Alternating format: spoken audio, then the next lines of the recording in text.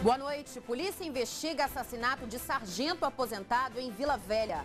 Família acusa pelo crime coronel da reserva da Polícia Militar, Walter Gomes Ferreira.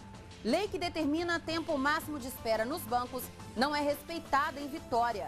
Caminhão bate em arquibancada do Sambão do Povo e por pouco não atinge uma escola. Começa hoje a Semana do Trânsito e o alerta é para a combinação perigosa de bebida e direção. Na BR-101, a Polícia Rodoviária Federal parou motoristas para uma ação diferente. No cinema rodoviário, o policial mostra vídeos reais para chamar a atenção dos motoristas. E veja ainda, uma entrevista com o advogado Rivelino Amaral. Ele fala sobre o resultado da sessão do Supremo Tribunal Federal que garantiu novo julgamento no caso do Mensalão. Quarta-feira, 18 de setembro de 2013. Guará News Espírito Santo começa agora.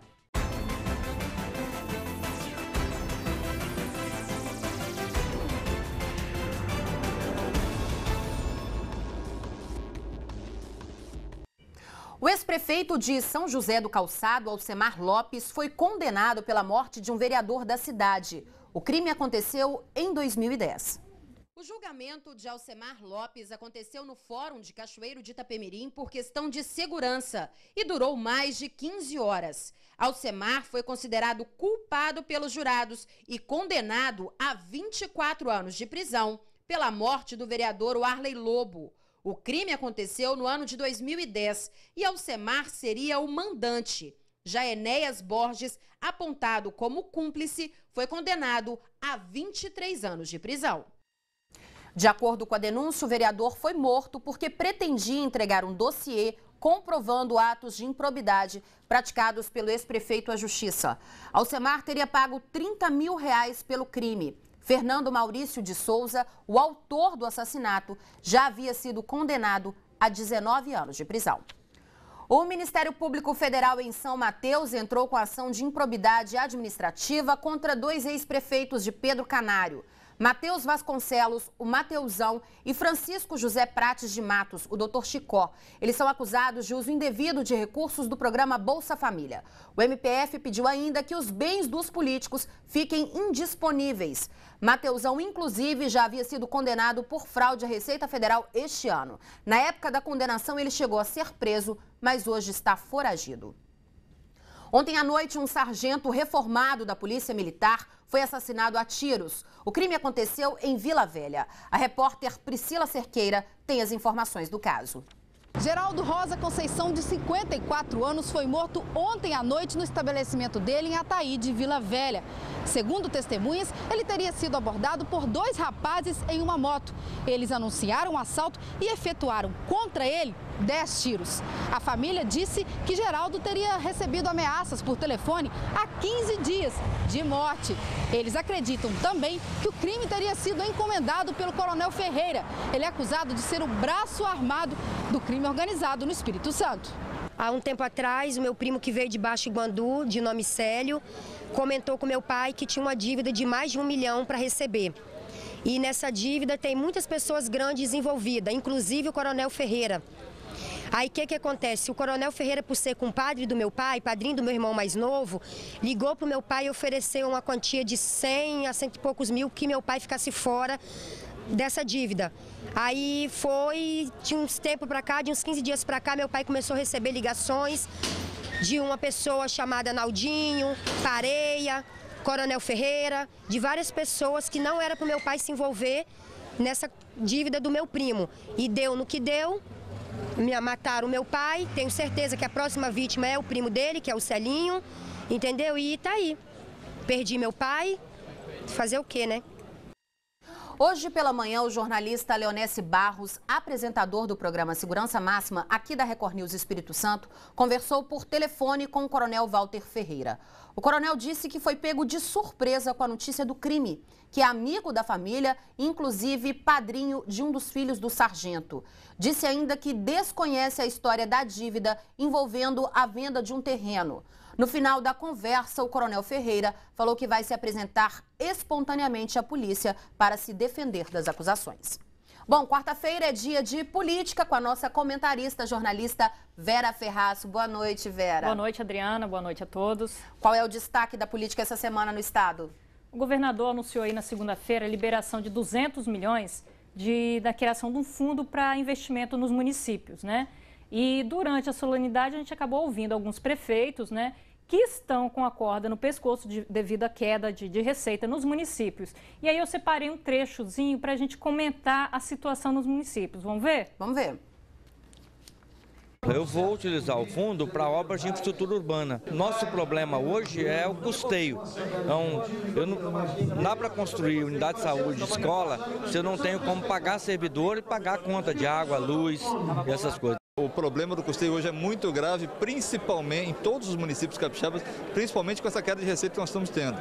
Mesmo não mexendo em folha, o crescimento vegetativo é muito grande. Esse fundo, ele tem que vir combinado com outras ações, com outros apoios financeiros, inclusive, que nos ajudem a atravessar esse período de dificuldade provocado pela perda dos recursos. Hoje já tem município gastando 75% da receita corrente líquida com pessoal. Isso é muito grave, então nós precisamos estar de olho nisso para que esses investimentos não venham trazer mais custeio, que a gente faça um equilíbrio entre investimento, custeio e gasto com pessoal. Pois é, Vera, a gente vê aí que o fundo realmente ele é um respiro para os prefeitos, mas está longe de ser solução. Exatamente. Eles estão preocupados em investir em obras, ok, mas não querem aumentar o custeio da máquina pública, né? Que é ter que contratar servidores. Então, eles não vão investir em criar escolas, em criar postos de saúde para não ter que contratar mais gente. Por que essa situação? Os prefeitos estão preocupados com a lei de responsabilidade fiscal. É porque gastar 75% com o pessoal, inclusive, é proibido por lei. É proibido, não pode. Ele pode ser alvo de uma ação de improbidade administrativa, porque tem um limite constitucional de 54% e os prefeitos estão extremamente preocupados com essa situação. Tanto que há uma pressão dos prefeitos junto ao Palácio Anchieta, junto ao governador, para tentar retirar dinheiro de um outro fundo que já existe, que é o Fundo para melhorar a distribuição do dinheiro para as regiões, né? E eles querem que parte desse dinheiro seja liberado para pagar o custeio. Eles perderam receita, é fato. Vários prefeitos fizeram o dever de casa de demitir alguns servidores, cortar na própria carne, mas mesmo assim a situação é preocupante. E no evento, para se ter ideia, dos 78 municípios, 67 prefeitos estavam representados. E o discurso é o mesmo. Eu conversei com vários outros prefeitos que eles querem mesmo essa ajuda para tentar amenizar essa situação e ajudar no equilíbrio das finanças. Outro assunto da política que chamou a atenção foi a saída do ex-prefeito da Serra, o Sérgio Vidigal, do Ministério do Trabalho, né, Vera? Exatamente. Ele saiu em meio a umas suspeitas, né, de desvio de recurso do Ministério para um convênio, né? Ele apareceu em gravações que ele teria apontado aí como um possível beneficiador aí de um convênio, né?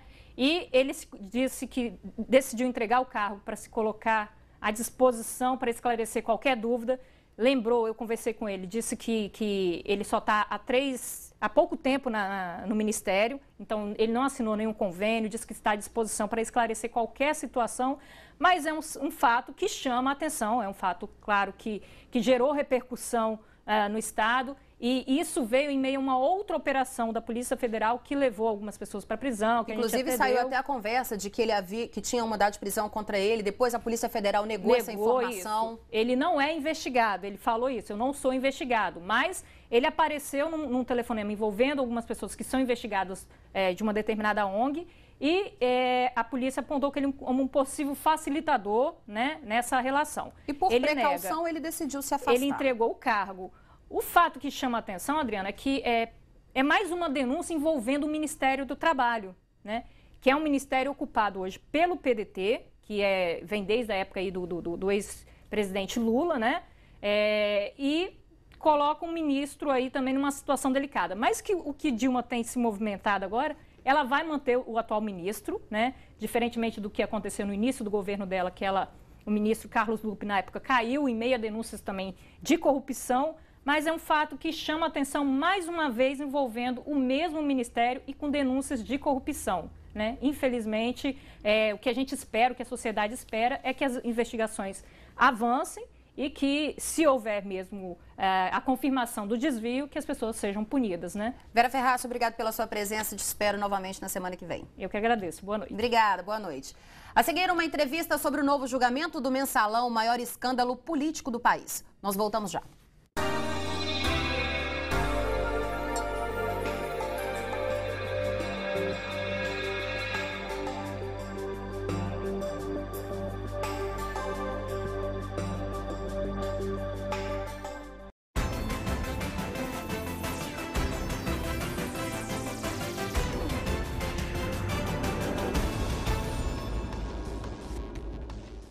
Uma lei municipal diz que nenhum cliente em Vitória pode ficar mais de 10 minutos na fila dos bancos. Mas o que se vê nas agências é a total falta de respeito à determinação. Todos os dias, Vinícius recebe em média 20 boletos para fazer pagamentos. Entre uma fila e outra, chega a passar toda a tarde dentro de bancos. Às vezes estressa um pouco, ter que esperar e tal. Mas eu até vejo muita gente reclamando do tempo de espera. Você sabia que o limite de espera em Vitória é de 10 minutos? Sério? 10 minutos? Nossa, sabia disso não. Uma surpresa até pra mim, porque eu fico, às vezes, 1 hora. Imagens feitas dentro de uma agência em Vitória mostram a grande quantidade de pessoas que aguardam atendimento nos caixas. Lina sabe muito bem o que é isso. Já ficou 2 horas na fila para pagar uma conta. Haja paciência. Fica à espera ali, o pessoal não tem um pingo de respeito, a gente fica... Tá na lei que nós não podemos ficar muito tempo na fila, isso não é cumprido, é só conversa. Eu acho que é porque eles, por exemplo, colocam pouco funcionários, né? Tem pouco funcionário para atender e colocam muitas pessoas ali. Que uma coisa para resolver que poderia resolver muito mais rápido, manda para um lado, manda para o outro e não resolve nada, a gente fica à espera. De acordo com a legislação municipal, em Vitória, nenhum cliente pode ficar mais do que 10 minutos na fila do banco. Mas o relatório divulgado pelo PROCON apontou que 71% dos bancos fiscalizados no estado descumprem o Código de Defesa do Consumidor, incluindo esse tempo de espera. De janeiro a julho deste ano, 32 agências bancárias foram fiscalizadas, 29 foram multadas. Um total de R$169 mil. O fiscal confere se realmente a demora extrapola o que a legislação determina, e é bom lembrar que cada município tem um tempo específico e varia de 10 a 30 minutos, depende do período do mês e depende do município. É importante que o consumidor retire a sua senha e é obrigatório que na senha esteja escrito o horário que ele retirou a senha e ele anote ou peça para o caixa anotar a hora que ele foi atendido. De posse disso, faça a sua reclamação no PROCON. E a partir de amanhã, os bancários de todo o país entram em greve por tempo indeterminado. A previsão é de que mais de 200 agências fiquem fechadas, inclusive aqui no Espírito Santo. As principais reivindicações dos grevistas são reajuste salarial de 11,93%, plano de carreira e o fim da terceirização. E um acidente hoje cedo assustou alunos de uma escola em Vitória. Foi no Sambão do Povo. Esse foi o resultado deste caminhão após o acidente nesta quarta-feira em Vitória. O motorista pegou a arquibancada do Sambão do Povo após bater várias vezes no gelo baiano, que separa a pista. Mesmo com as freadas, a batida foi inevitável. Eu estava vindo sentido Vitória-São Pedro. A pista aqui é mal sinalizada. Eu não vi essa sinalização desse gelo baiano aqui, ele vai encurtando, entendeu? Aí nisso, quando eu percebi, eu já tinha subido em cima de um. Eu subi em cima de um, os outros foi também. Entendeu? Porque eu não estava em alta velocidade, eu devia estar uns 30 km por hora, porque tem essa escola aqui, ó, entendeu? Então não tem como correr. Essa marca de freagem aí, isso aí é o gelo baiano que estava debaixo do pneu, não foi nem eu que freiei. O caminhão transportava trigo. A mercadoria seria entregue em São Pedro. 2 pessoas estavam no caminhão. Ninguém se feriu. A pista foi interditada. O acidente aconteceu bem cedo, antes mesmo desta escola aqui começar a funcionar. É muito perigoso aqui essa via, que os carros vêm correndo, entendeu? Sem sinalização, sem muita dificuldade. Por pouco não vai de escola, pega. Se invadisse, ia pegar na minha sala, entendeu? Ia machucar muita gente, ia acabar ferindo, acabar ocasionando o mais grave. Diante do perigo, alunos protestaram pedindo mais sinalização no local. Nós estamos reivindicando a segurança no lugar, sinalizações, porque não tem nenhuma sinalização identificando que houve o estreitamento da pista. O subsecretário de Trânsito da Prefeitura de Vitória esteve no local do acidente e garantiu reforço na sinalização. A gente tem um prazo até o final do mês para estar reforçando a sinalização do local, a fim de que se evite novos acidentes no local. Segundo a direção da escola, esse foi o 4º acidente no local em menos de um mês. 12 réus do mensalão, o maior escândalo político do país, vão ter direito a um novo julgamento que pode levar à redução das penas e alguns podem até escapar da cadeia. A sessão do Supremo foi o assunto do dia em todo o Brasil. E sobre essa decisão eu converso agora com o advogado Rivelino Amaral, da Comissão de Prerrogativas da OAB Espírito Santo. Rivelino, boa noite, obrigado pela sua presença. Boa noite, Adriana, eu que agradeço. A gente vê que o mensalão ainda divide muito as opiniões, porque foi um julgamento, foi uma sessão muito apertada, né? 6 votos a 5. Na verdade, a composição do STF de 11 ministros, 5 deles votaram para não ser recebidos embargos infringentes e hoje o 6º, então, somando os 11, se manifestou no sentido de receber esses embargos infringentes. Os embargos infringentes, eles visam um novo julgamento do processo. Por isso que, na verdade, a meu sentir, é um grande retrocesso, é um prejuízo para a sociedade como um todo, o recebimento de embargos infringentes nesse caso concreto. Quer dizer, pessoas que já tinham sido condenadas vão ter direito a um novo julgamento e, como eu disse aí no início, algumas podem até mesmo escapar da cadeia. E assim, um novo julgamento, os embargos infringentes, eles servem e são utilizados para um novo julgamento, mas nesse processo propriamente dito, ele é originário do STF, quer dizer, ele surgiu no STF. Um novo julgamento nada mais vai ser do que uma repetição do que já foi feito. Então, eles já julgaram o processo, que levou mais de 8 anos, chegaram a um final, condenaram algumas pessoas, absolveram outras e, na verdade, os embargos infringentes eles vão ser uma repetição de tudo que já foi feito. Então, o STF vai novamente se debruçar sobre o mesmo processo, sobre os mesmos fatos, para poder efetivamente trazer uma nova decisão. E fatalmente vai ter. Os embargos infringentes só servem para diminuir a pena. Eles não vão poder aumentar jamais. Os embargos infringentes só podem melhorar a situação dos acusados, dos denunciados. Então, essa repetição fatalmente vai trazer a diminuição ou a permanência do status quo. Alguns especialistas defendem que houve mudanças nos ministros e que isso também pode mudar o discurso. Você acredita nisso ou não? Acredito, pela votação que a gente acompanhou aí no dia a dia, nos votos dos ministros, principalmente os novos ministros, fica claro que eles vão ter um posicionamento diferente do que já ocorreu. O que não pode acontecer e as pessoas não podem pensar cabe um novo julgamento porque tem um novo ministro. Não, em absoluto, porque o Celso de Mello, por exemplo, que foi o último ministro que se manifestou. Que foi decisivo. O voto dele foi o decisivo. E ele está próximo de se aposentar. Então, vamos imaginar que os embargos infringentes sejam julgados e o ministro Celso de Mello se aposente, entre outro ministro no lugar, e aí nós vamos precisar ter um novo julgamento, porque vamos ter uma nova posição? Não, em absoluto. O STF já decidiu, já se manifestou e ponto final. A chegada dos outros 2 novos ministros vai, de fato, modificar a decisão com certeza absoluta, pelo que eles já disseram no transcorrer dessa ação penal. No voto, o ministro Celso de Mello ele deixou bem claro que ele não poderia ser, de certa forma, pressionado pela opinião pública, que ele não ia permitir essa pressão. Era essa a tendência mesmo do ministro? Era votar a favor? Do ministro Celso de Mello, sem dúvida, ele já tinha se posicionado em 2 outras oportunidades desse mesmo processo nesse sentido, né? E, a meu sentir, é um grande passo para trás para a sociedade, né? A sociedade brasileira aí que vem buscando a evolução da legislação e tudo mais desde a Constituição de 88.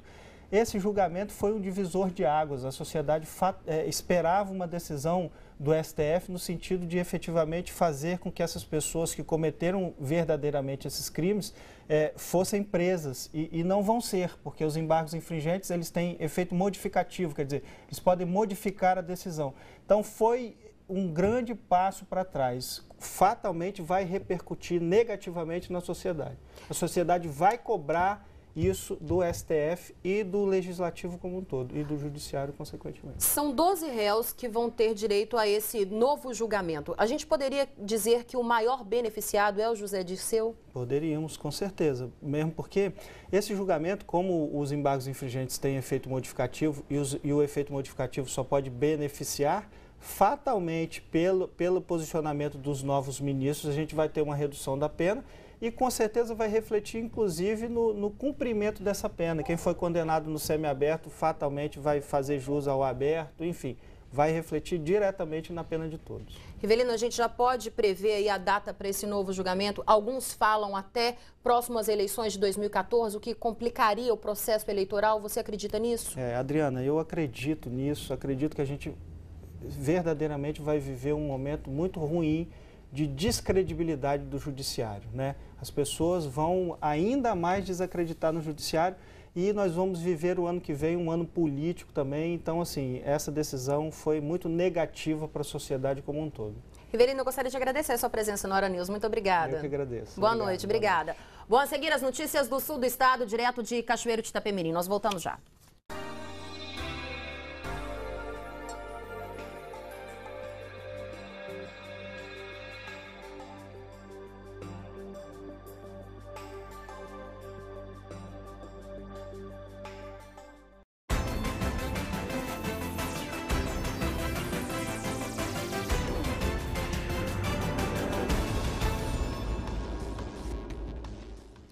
O Ministério Público Federal obteve liminar favorável que impede qualquer empreendimento em área da Petrobras em São Mateus, enquanto não for criada uma unidade de conservação. O procurador Leandro Meditieri falou sobre o assunto.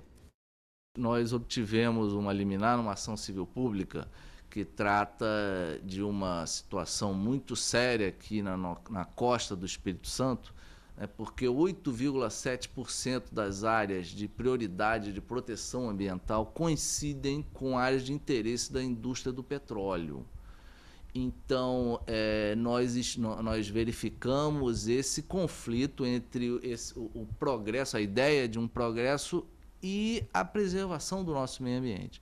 Então, na área ali de Barra Nova, há 10 anos foi criado um terminal da Petrobras e havia uma condicionante, porque esse terminal foi criado em cima de uma unidade de conservação que existia e foi extinta para justamente a instalação desse empreendimento. A condicionante era, então, como compensação ambiental, a criação de uma outra unidade de conservação. Isso em 2002. Essa unidade não foi criada, a licença foi renovada em 2005, depois novamente renovada em 2010 e simplesmente, passados mais de 10 anos, a unidade de conservação que ofereceria aí essa compensação ambiental simplesmente não foi criada. Então, nós ajuizamos uma ação e a liminar foi deferida, impedindo qualquer empreendimento nessa área e a renovação desse, enquanto não criada a unidade de conservação. Em nota, a Petrobras informou que não é de sua responsabilidade a criação da unidade de conservação ambiental do distrito de Barra Nova. Afirmou ainda que a licença de operação em Barra Nova é válida até dezembro de 2014 e não foi revogada pela Justiça. E agora vamos a Cachoeiro de Itapemirim saber as notícias do sul do estado. Boa noite, Ramon Barros. Boa noite, Adriana Marques. Olha, um risco para a saúde. Pois é, parece que hoje vocês tiveram aí no sul do estado uma operação da Vigilância Sanitária, Ramon. Exatamente, Adriana. A Vigilância Sanitária de Cachoeiro de Itapemirim apreendeu produtos vencidos em uma padaria. E esses produtos estavam sendo comercializados normalmente. Pois é, oferecendo risco para a vida de pessoas, idosos, crianças e o público em geral. Vamos conferir na reportagem. A apreensão aconteceu nesta quarta-feira. Foram 200 quilos de produtos com validade vencida em uma padaria no bairro Santo Antônio. Fiscais do órgão, que é vinculado à Secretaria Municipal de Saúde, encontraram os alimentos impróprios para o consumo à venda durante vistoria para verificação do cumprimento de normas sanitárias.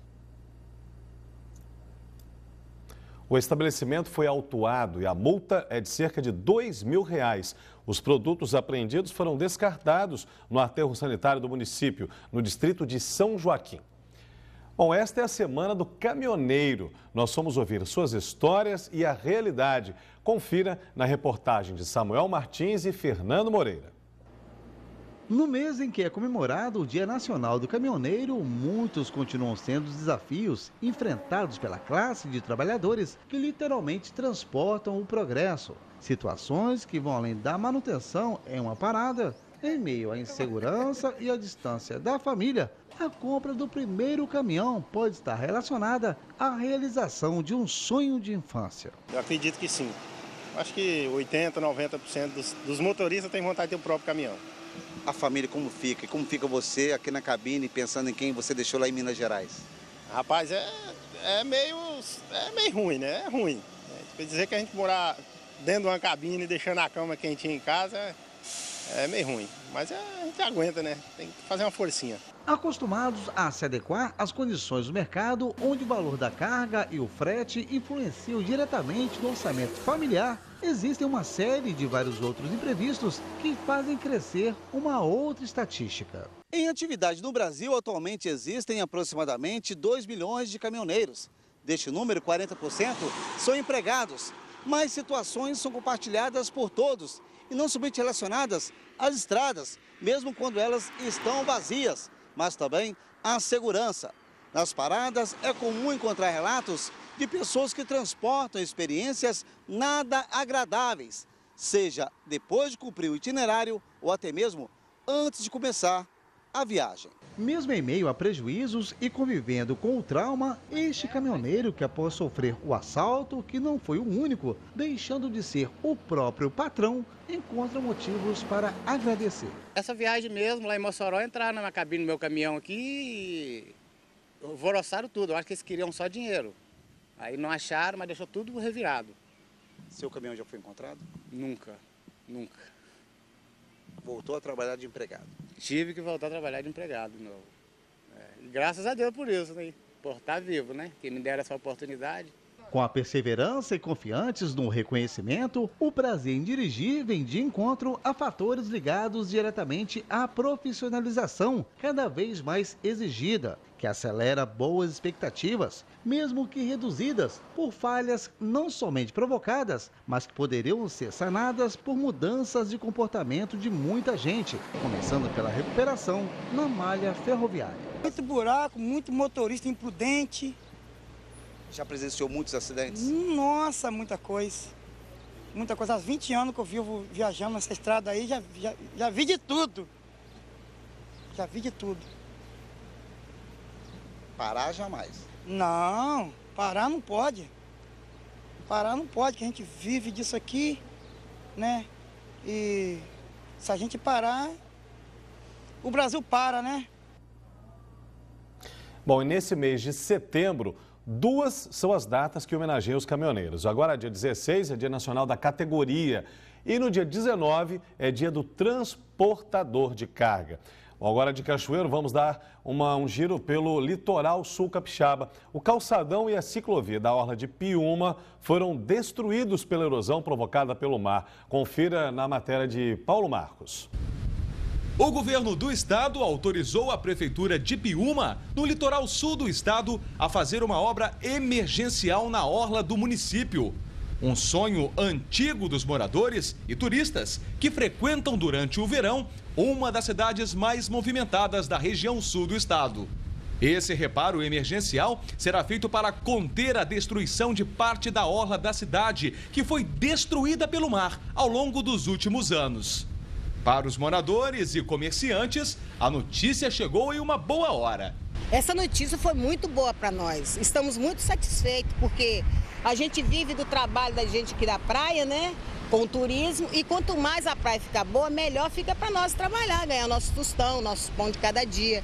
Graças a Deus, todos nós estamos muito satisfeitos. Eu, meus colegas vendedores, que vendemos aí ambulante, vivemos daí do dia a dia da praia, né? Essa notícia para nós nos alegrou muito, estamos muito felizes com essa notícia.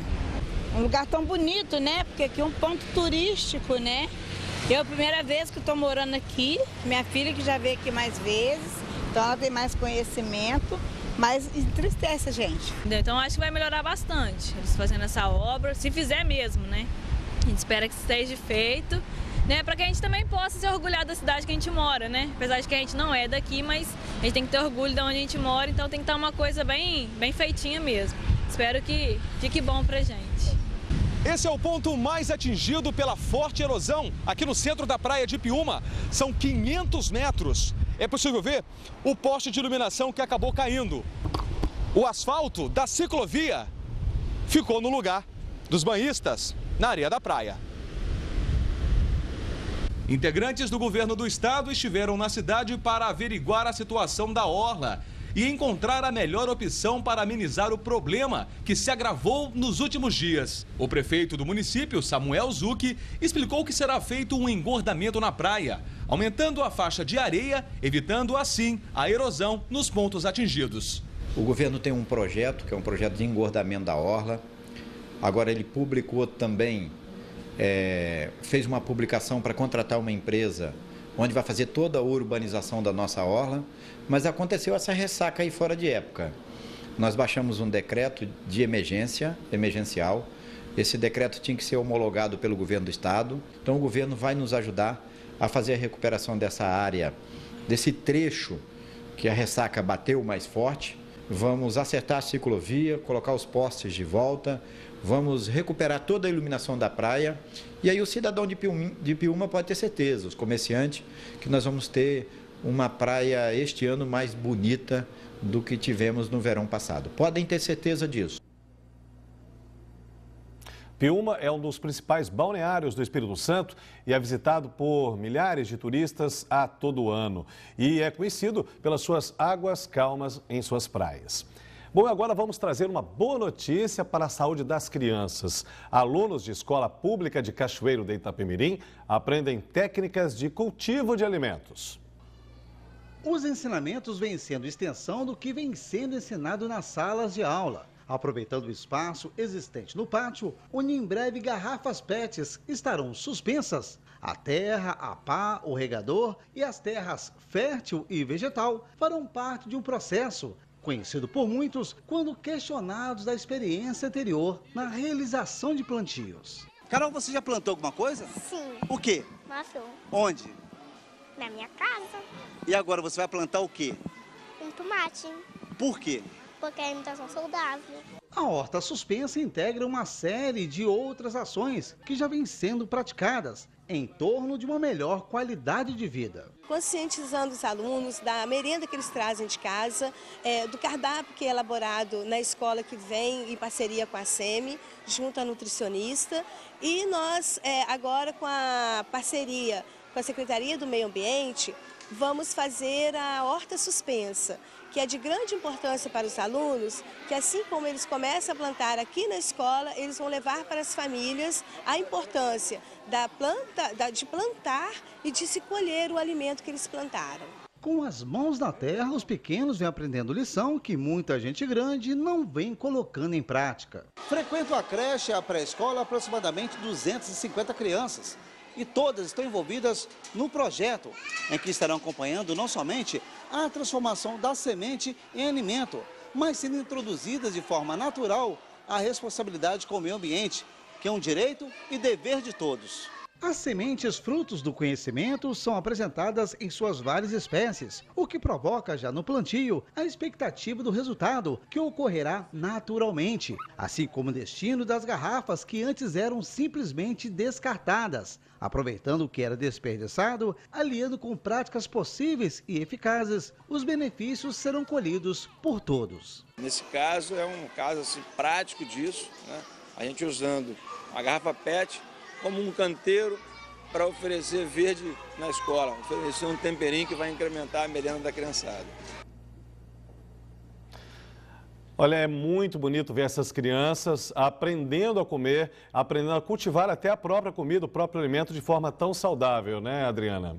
Pois é, Ramon, e uma solução tão simples, né? Feita com garrafa PET. E esse projeto vai ser levado para outras escolas aí de Cachoeiro? Sim, a boa notícia é que o projeto será implantado em outras escolas da rede municipal de ensino aqui em Cachoeiro de Itapemirim. E esses foram os destaques de hoje. A gente volta à Vitória, nos estúdios da Record News com você. Uma boa noite e até amanhã, Adriana. Boa noite, Ramon. Até amanhã. Espero você de novo. Obrigada. Bom, e começa hoje em todo o país a Semana do Trânsito. Os detalhes você vai ver no próximo bloco. É já.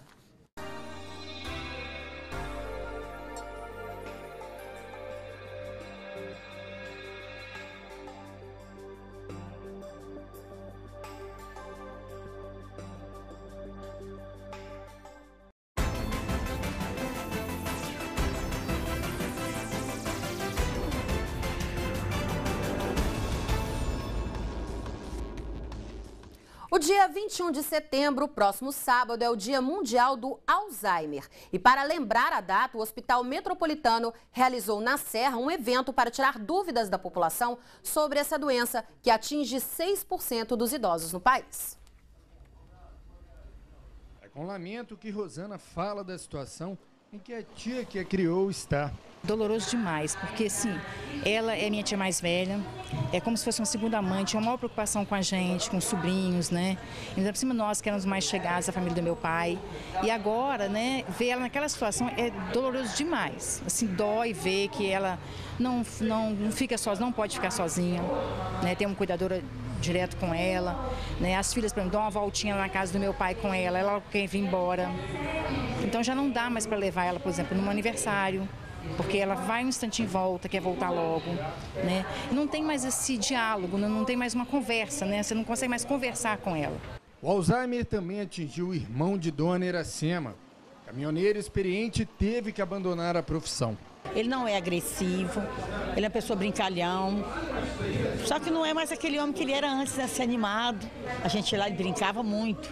De acordo com a Associação Brasileira de Alzheimer, das 15 milhões de pessoas com mais de 60 anos de idade, 6% delas desenvolvem a doença. O problema é também a principal causa de demência entre idosos. Mas afinal, o que é o Alzheimer? A doença de Alzheimer, ela é um tipo de demência. As demências, são doenças neurológicas que levam à perda de toda a capacidade da pessoa, de funcionar da pessoa. Perda de atenção, perda da percepção, perda da linguagem, perda da memória, de uma forma progressiva. Todas as demências fazem isso. Porém, a doença de Alzheimer, na pessoa idosa, ela é a causa mais comum, mais prevalente. Então, quando se faz o diagnóstico de demência numa pessoa acima de 60 anos, em média, 60% das vezes se deve à doença de Alzheimer. Para falar sobre o tema e tirar dúvidas da população, o hospital promoveu um encontro na Serra. Cerca de 100 pessoas participaram das palestras para entender, por exemplo, como identificar o Alzheimer. Os sintomas que são mais claros são aqueles que a pessoa vai desaprendendo, de certa forma, a fazer coisas que era da sua rotina diária, né? E além desse desaprendizado, uma dificuldade em reter informações recentes. A população está envelhecendo, o Brasil já é um país de idosos, né? A gente tem mais de 15 milhões de idosos. E, como eu falei, ela é prevalente na pessoa idosa. E muitos desses idosos, dessas mulheres idosas, na maior parte das vezes são mulheres, elas vivem sozinhas. Então, muitas vezes não tem um referencial para saber se ela está esquecendo ou não, se ela está tendo dificuldade de realizar atividades ou não. Quando essa idosa ou esse idoso vive com um familiar, de certa forma fica mais fácil, né? Porque eles têm o que precisa perceber não é o esquecimento comum só de onde põe a chave, mas o esquecimento, a gente fala, executivos. Se for uma exímia cozinheira, se está tendo dificuldade para preparar um café, para preparar um arroz, isso é um problema. E a Polícia Militar apreendeu na manhã desta quarta-feira em Cariacica 45 quilos de maconha. Parte da droga estava escondida no fundo falso de 2 carros que vinham de Caratinga, em Minas Gerais. 2 homens foram presos. Na casa de um deles, a polícia encontrou outros 25 tabletes da droga e um revólver. Um projeto de lei prevê que todo motorista que dirigir alcoolizado tenha um nome publicado no Diário Oficial. E esse é o tema da nossa enquete da semana. Você concorda que o motorista que dirigir alcoolizado tenha o seu nome publicado no Diário Oficial? Sim ou não? Vote, dê a sua opinião. O site é o www.sinoticias.com.br. De hoje até o dia 25 de setembro acontece a Semana Nacional do Trânsito. Esse ano o foco da campanha é alertar sobre a combinação perigosa de álcool e direção. Risco que muitos motoristas ainda ignoram. As imagens que você está vendo são reais e foram cedidas pela Polícia Rodoviária Federal. Percebendo a ultrapassagem adiante, o caminhão da frente joga o veículo para acostamento, enquanto o motorista que filma ignora o risco e continua normalmente, mas é surpreendido por um ônibus desgovernado. Cenas como essa que você acabou de ver são comuns no Brasil. Todos os dias, 110 pessoas perdem a vida no trânsito. Por ano, este número chega a 40 mil. Para tentar mudar este quadro, as autoridades apostam na educação. Na BR-101, a Polícia Rodoviária Federal parou motoristas para uma ação diferente. No cinema rodoviário, o policial mostra vídeos reais para chamar a atenção dos motoristas. Nós temos que mostrar para a sociedade aquilo que é a realidade. E a realidade é exatamente isso que a gente tem mostrado aqui, de fazer essa campanha, de mostrar a situação que o trânsito está e o caos que nós estamos vivendo, de muitas mortes, em torno aí de 110 mortes por dia, e é isso que a sociedade tem que se conscientizar. Em Vila Velha, quem visita esse shopping encontra um simulador que reproduz como é dirigir sob a influência do álcool. Quem é motorista aprova as ações. Não só essas ações, como outras é necessário para melhorar o trânsito do Brasil, né? Nesse percurso, crianças aprendem como o trânsito funciona desde cedo. Todas essas ações fazem parte da Semana Nacional do Trânsito, que tem como objetivo conscientizar motoristas. Nós estamos desenvolvendo uma série de atividades aqui no estado, em decorrência da Semana Nacional de Trânsito. Teremos a abertura hoje à noite, às 20 horas, no Itamaraty Hall. Na quinta-feira teremos uma palestra com o antropólogo Roberto da Mata, de um projeto que está sendo retomado com o Detran. E no domingo teremos a corrida Juntos pela Vida, a partir das 8 horas da manhã, com largada da Praça do Papa até a Praia de Camburi. E, paralela a isso, uma série de outras atividades, inclusive essa atividade aqui no Shopping Praia da Costa, com a mini cidade de trânsito, com o simulador, enfim, com ações para chamar a atenção das crianças e adultos para que a gente possa formar a conscientização de que é preciso dirigir com responsabilidade, não usando bebida e drogas quando se estiver na condução de um veículo. Pois é, como nós vimos aí, a abertura da Semana do Trânsito é logo mais às 8 da noite. E o repórter Sérgio Rangel está ao vivo na Avenida Fernando Ferrari com o subsecretário de Trânsito de Vitória, José Eduardo Souza, e tem mais informações. Boa noite, Sérgio Rangel. Boa noite, Adriana. Boa noite para quem está em casa. Exatamente, eu vou conversar agora com o subsecretário de Trânsito de Vitória, o senhor José Eduardo Souza. Boa noite, José. Boa noite. Por que uma campanha do trânsito? Qual que é o objetivo dessa campanha? Na realidade, durante toda essa semana, nós estaremos promovendo as campanhas e ações que voltadas para o trânsito, a segurança do trânsito. E a Prefeitura de Vitória, no próximo dia 20, agora estará lançando a campanha Respeito Todos na Via. Essa campanha tem como objetivo promover o convívio respeitoso entre todos, e onde veiculará mensagens destacando a importância do convívio respeitoso, o uso correto das ciclovias, o uso de equipamentos obrigatórios do ciclista e também de comportamentos seguros no trânsito da cidade. Agora a gente viu na matéria que são 40 mil mortes todos os anos. Qual que é a principal causa dessas mortes? Infelizmente, ainda a principal causa é o excesso de velocidade, a ingestão de álcool e também o não respeito à sinalização de trânsito. E, infelizmente, nós temos que também tratar essa ação com ações dentro dessa campanha, que ela visa o quê? Que todo cidadão ele exerça a sua cidadania respeitando o ciclista, o pedestre, o motorista e o motociclista.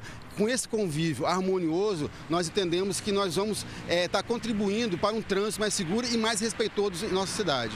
No dia 22, as pessoas vão ser convidadas para participar do Dia Mundial Sem Carro. E a Prefeitura de Vitória tem uma programação especial para o dia, não é? Exatamente. Estaremos na Avenida Dante Michelin, na Rua de Lazer, fazendo abordagem e distribuição de adesivos para todos os ciclistas. Esse adesivo contém o tema da nossa campanha, Respeito Todos no Trânsito.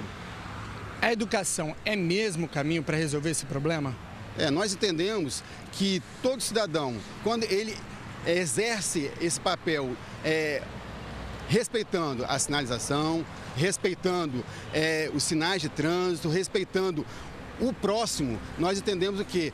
Que a educação ela vai contribuir para que nós tenhamos um trânsito mais seguro, um trânsito com mais cidadão e um trânsito com mais respeito a todos. Quando a educação não resolve, o jeito é punir. Infelizmente, a legislação ela está implantada e quando for necessário, ela será aplicada e será aplicada as punições necessárias e cabíveis. Bom, agradeço a sua presença no Hora News, obrigado pelas suas informações. Eu que agradeço a oportunidade e gostaria também de fazer um convite aqui a todos, que no próximo dia 20, de 11 a meio-dia, será a segunda conferência online do Gabinete da Prefeitura de Vitória, através do site gabineteonlinevitória.com.br. Convido a todos, onde será tratado o tema mobilidade, puxado pelo prefeito Luciano Rezende. Bom, então tá aí o recado. Antes de voltar para os estúdios, eu vou pedir para o nosso cinegrafista Bernardo mostrar o trânsito agora na Avenida Fernando Ferrari. São 7h50 e o trânsito está bem tranquilo nesse horário. Bom, então, Adriana, foram essas as informações. Nós voltamos com você nos estúdios. Obrigada, Sérgio Rangel. Boa noite, falando ao vivo aí da Avenida Fernando Ferrari. E no próximo bloco, o ginasta capixaba conquista 3 medalhas em campeonato nacional. O Hora News volta em instantes.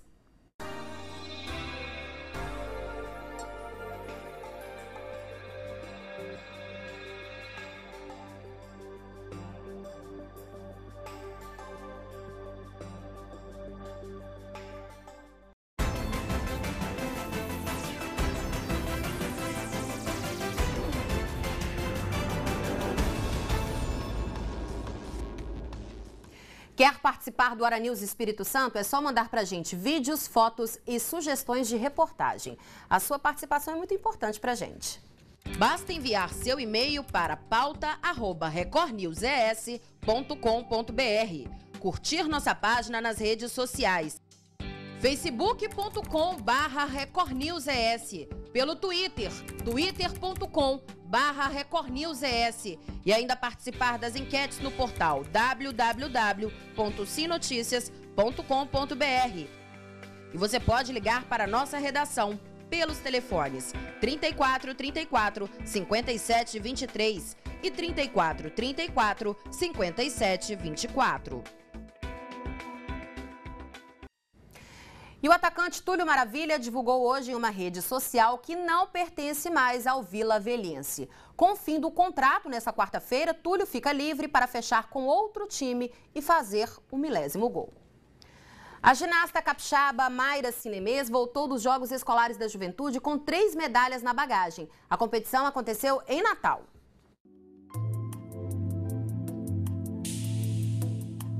A jovem ginasta capixaba Mayra Cinemês voltou dos Jogos Escolares da Juventude com 3 ouros na bagagem na ginástica rítmica.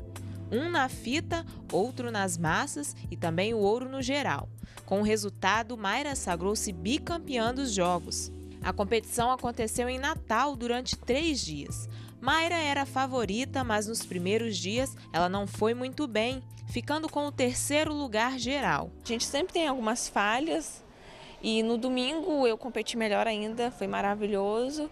Eu corrigi as falhas que eu tive nos 2 primeiros dias para melhorar no domingo, que me deu a vitória. Na fita, ela conseguiu a pontuação de 11.200 e na massa 11.400 dos 11.500 possíveis. O nível da competição estava forte, já que a maioria das ginastas que competiram disputam o brasileiro e o sul-americano de ginástica rítmica. São atletas que Mayra já conhece bem. Foi uma competição também muito importante, né? Porque essa competição é uma das competições mais importantes também do Brasil, né, que é do Comitê Olímpico, que vê os atletas, que prepara os atletas para as Olimpíadas.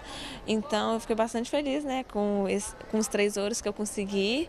Eu fui para lá para manter meus resultados, porque ano passado eu também ganhei as 3 de ouro e uma de prata por equipe. É uma competição também do nível bastante alto. Tem vários estados competindo, as rivais são as mesmas do brasileiro, que representam cada um seu estado. A próxima competição de Mayra é o Sul-Americano. Ela, que foi vice por 2 anos seguidos, está focada em conseguir o ouro dessa vez. Agora é o Sul-Americano, que vai ser lá na Bolívia, que está confirmado para outubro. E é Brasil, né? Agora eu vou representar também o estado e o Brasil. Então estamos na expectativa também de trazer esse ouro.